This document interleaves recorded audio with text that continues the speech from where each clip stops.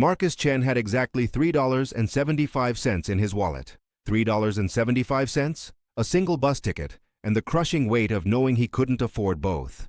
It was a Tuesday evening in November, and he stood at the bus station near the waterfront in Seattle, his weathered jacket pulled tight against the cold. For months he'd been juggling 2 jobs to keep his daughter Sarah fed and their small apartment above water. There were nights when he'd skip dinner so she could have enough milk. There were mornings when he'd wake up at 4 in the morning just to work an extra shift at the warehouse before his shift at the coffee shop began. He was tired, bone-deep tired, the kind of tired that makes you question whether you're strong enough to keep going. But on this particular Tuesday, everything changed. As Marcus stood clutching that single bus ticket, debating whether to use it or save the money for bread, he noticed a woman sitting on the bench nearby. She was crying. Not the quiet, dignified kind of crying that people do in private, but deep, shoulder-shaking sobs that seemed to be breaking her apart. She looked lost, completely adrift in the world. She couldn't have been more than 25, with dark hair matted with rain and a backpack that appeared to contain everything she owned. Marcus recognized that look because he'd seen it in the mirror countless times over the past year. Before you continue watching this story, please take a moment to like this video and subscribe to Kindness Hub. We believe that every single one of you has the power to change someone's life through simple acts of kindness, and we'd love to have you join our community. If you've ever experienced or witnessed an act of kindness that transformed your life, please share it in the comments below. We read every single one, and your stories inspire us every day. Now, let's get back to Marcus's story. Marcus approached the woman slowly, the way you might approach a frightened animal. He sat down on the bench beside her, not too close, not in a way that would invade her space, but close enough to let her know she wasn't alone. He didn't say anything at first. He just sat there, a stranger who understood pain, sitting with another stranger who was experiencing it. After a few minutes, the woman's sobs began to quiet. She wiped her eyes with the back of her hand and took a shaky breath. "I'm sorry," she whispered. "I don't even know you.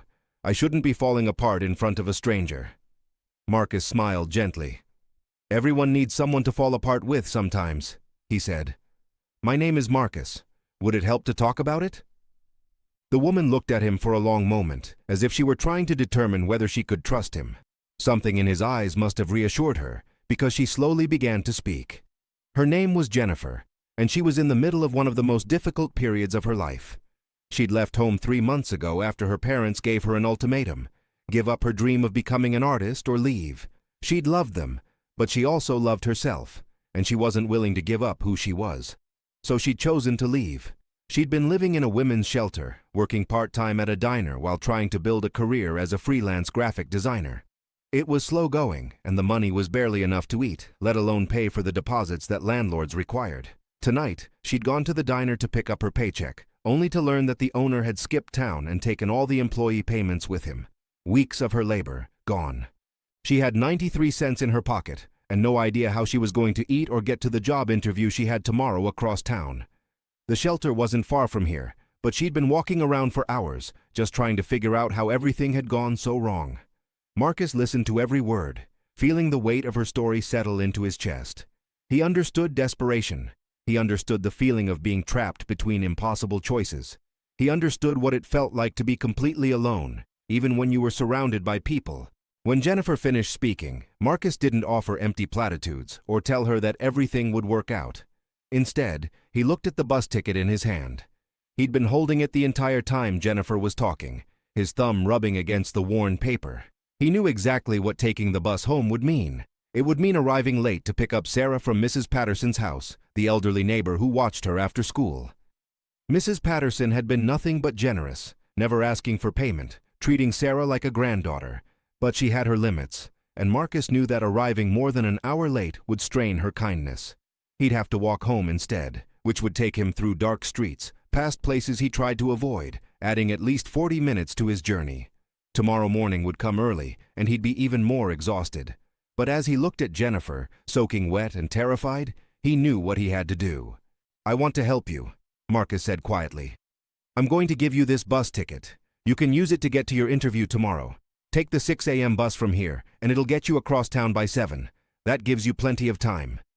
Jennifer's eyes widened. "What? No. I can't take that. You need it." "I'll figure out another way." Marcus said. "But you have an interview. You have a chance to change your situation tomorrow, and I'm not going to be the reason you miss it." "But—" Jennifer started to protest, but Marcus gently pressed the ticket into her hand. "No buts," he said, and there was a firmness in his voice that made it clear this wasn't up for debate. "What's the job interview for?" Jennifer looked down at the ticket, still in shock. "I have a freelance design contract that could lead to full-time work," she said softly. "It's with a marketing firm downtown. It's not guaranteed, but if I get it, everything could change.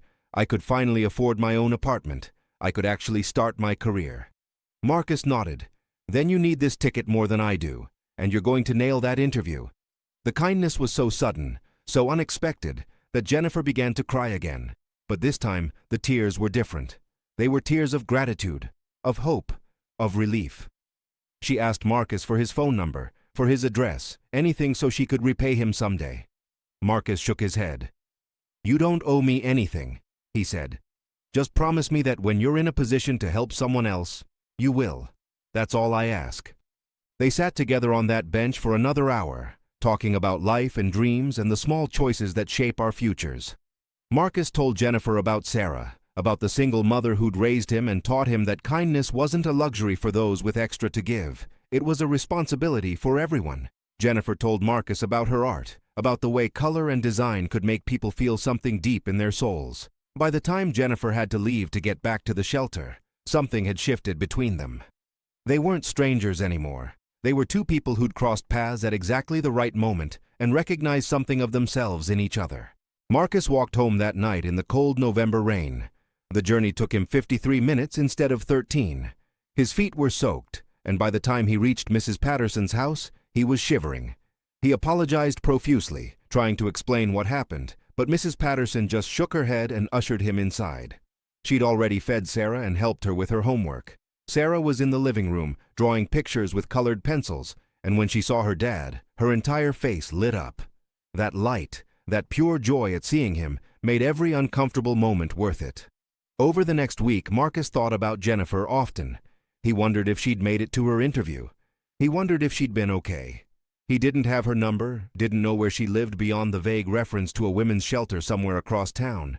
He'd simply given her his kindness and let it go, trusting that it would matter, even if he never knew the full extent of how. 3 weeks later, Marcus was working the morning shift at the coffee shop when a young woman with dark hair walked in. For a moment, he didn't recognize her. She looked different. Her hair was clean and styled, her clothes were neat and new, and there was a light in her eyes that hadn't been there on that November night. Then Jennifer smiled, and he knew. "Hi," she said, walking up to the counter. "I was hoping I might find you here." Marcus's heart began to race. "Jennifer, is that you? What happened? Tell me everything." Jennifer laughed, a sound like bells. "I got the job," she said. "I got the job, and it's even better than I hoped. They loved my design portfolio, and they hired me as a junior designer with benefits and everything. I'm moving into my own apartment next week. But none of that would have happened if you hadn't given me that bus ticket. I would have been too late, or I wouldn't have made it at all. Your kindness changed my life, Marcus." Tears filled Marcus's eyes. In that moment, standing in a busy coffee shop, he felt something shift in his chest. The exhaustion didn't disappear, the financial struggles didn't vanish, but something fundamental had changed. He'd done something good, something selfless, and it had genuinely mattered. "What about the diner owner?" Marcus asked. "What happened there?" Jennifer's expression darkened slightly. "I tried to pursue it, but it was complicated. I decided to focus on moving forward instead of getting stuck in what happened. But here's the thing, that's not even the most important part of my story." She leaned against the counter and pulled out her phone. On the screen was an article from a local newspaper. The headline read, "Local woman creates scholarship fund for homeless youth." "That's you?" Marcus asked, confused. "No," Jennifer said, still smiling. "That's someone else, but I'll get to that. You see, after I got this job, I couldn't stop thinking about you and how you helped me. I realized I wanted to do the same for someone else. I started volunteering at a community center, helping other artists who were struggling. And there was this girl, maybe 19, who was sleeping in her car because her family kicked her out. She was trying to go to art school but couldn't afford it. So I started saving money from my paycheck, and I helped her apply for grants. We found a small scholarship program that was looking for applications. She got the scholarship, got housing through a program the community center connected her with, and she's starting art school in January. And now the community center is recognizing all of us as people who've made a difference in her life, hence the article. Marcus felt something warm blooming in his chest. Jennifer, that's incredible. You started it, Jennifer said firmly. You gave me more than a bus ticket that night. You gave me hope. You showed me that there are people in this world who will sacrifice something of their own to help a stranger. That changed me. It made me want to be that kind of person too. And I'm not the only one. That girl I helped? She's already talking about paying it forward. Your kindness didn't end with me, Marcus. It's spreading. It's creating ripples. Over the following months, more stories began to emerge. Sarah's teacher at school mentioned that she'd noticed a marked improvement in the girl's confidence and happiness. When she asked about it, Sarah explained that her dad had taught her that kindness was the most important thing a person could offer to the world. The teacher, moved by this conversation, started a mentoring program at the school for struggling students. Mrs. Patterson, Marcus's elderly neighbor, was inspired by what Marcus had done for Jennifer and began leaving groceries on the doorsteps of her struggling neighbors. A friend of Jennifer's, who'd heard the story, started a job training program for people experiencing homelessness. What had begun as one man's sacrifice on a cold November night had begun to branch out in ways that neither Marcus nor Jennifer could have predicted. Marcus never asked Jennifer for anything in return. He didn't ask her to help him with his financial struggles or to use her connections to get him a better job. He asked nothing because he'd given freely, without expectation, without keeping score. But life, in its mysterious and beautiful way, began to provide. A customer at the coffee shop overheard Sarah asking about a better after-school program and connected Marcus with a nonprofit that offered free tutoring and childcare. A regular client at his warehouse job heard him mention struggling to find time for sleep and offered him freelance work from home that paid significantly better. None of these things came directly from Jennifer, but they all came because of the world that was created when one tired, struggling man chose to give his last bus ticket to a stranger. The most touching moment came 8 months after that November night. Marcus received a phone call from Jennifer, asking if he could meet her at a local park. When he arrived, Jennifer was waiting with a group of people, the girl she'd helped, the teacher from Sarah's school, Mrs. Patterson, and several others who'd been touched by the ripple effects of that single act of kindness. In the center of their circle was a small wooden bench, freshly painted, with a plaque that read, "Dedicated to those who give without asking for anything in return, who understand that one act of kindness can change the world." Inspired by a stranger named Marcus.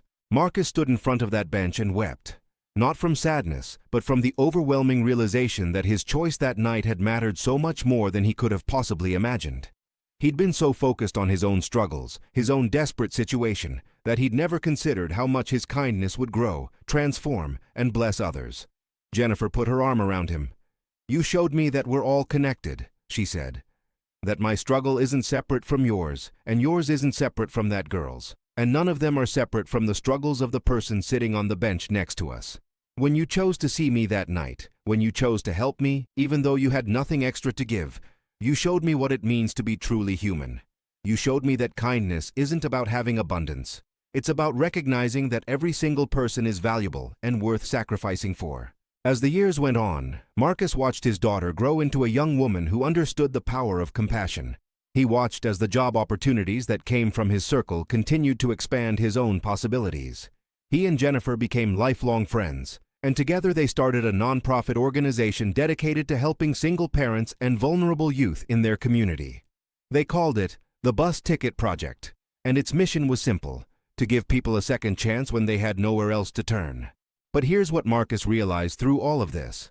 The greatest gift he received wasn't the opportunities that came his way, or the recognition and the bench in the park. The greatest gift was understanding that his life had value, that his choices mattered, that even in his deepest struggle, he had something precious to offer the world. He learned that kindness isn't something that happens when we have extra. It's something that happens when we choose to believe that another person's need is just as important as our own. That single act of giving his last bus ticket away didn't solve all of Marcus's problems. He still had to work hard. He still had to be intentional about managing his finances and his time. But it shifted something fundamental in his understanding of what it means to live a meaningful life. It taught him that the greatest wealth isn't measured in money, but in connection, in purpose, and in the knowledge that you've made someone else's life better. So as you're watching this story, I want you to think about your own life. Think about the moments when you've been in a position to help someone but maybe didn't, because you thought you didn't have enough to give. Think about the strangers around you who might be carrying invisible burdens, who might be sitting on their own metaphorical bench, crying and feeling completely alone. Think about what it would mean if you showed them kindness anyway, regardless of your circumstances, regardless of whether you'd ever see them again or know the full impact of your actions. The truth is, we're all sitting on that bench sometimes. We're all struggling with things that others can't see, and we're all in a position to help someone else, even if that help looks small and insignificant in the moment. Marcus's bus ticket was worth only a few dollars, but it was worth everything to Jennifer. Your kindness, whatever form it takes, is worth everything to someone. The world doesn't need you to be rich or famous or powerful to make a difference. It just needs you to see people, truly see them, and to choose compassion. It needs you to believe that giving what little you have is worth more than holding on to it. It needs you to understand that you're connected to everyone around you, and that connection means you have a responsibility to care for one another. Marcus taught Sarah an invaluable lesson through his example. He taught her, without ever having to say it directly, that the measure of a person's character isn't what they accumulate, but what they give away. He taught her that being truly wealthy means having a heart full of compassion, time for others, and the courage to sacrifice for strangers. That lesson, more than anything else, is what shaped her into the kind of person who would grow up to help others do the same. So tonight, as you leave this video, I want to challenge you to find your own bus ticket. Look at your life, at what you have and what you don't have, and find something, however small, that you can give away.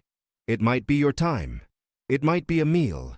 It might be a word of encouragement to someone who needs it. It might be your expertise, or your connections, or your listening ear. Whatever it is, give it away freely, without keeping score, without expecting anything in return. Give it away because that person is human and valuable and deserving of compassion, just like you are. Because that's the truth that Marcus's story teaches us.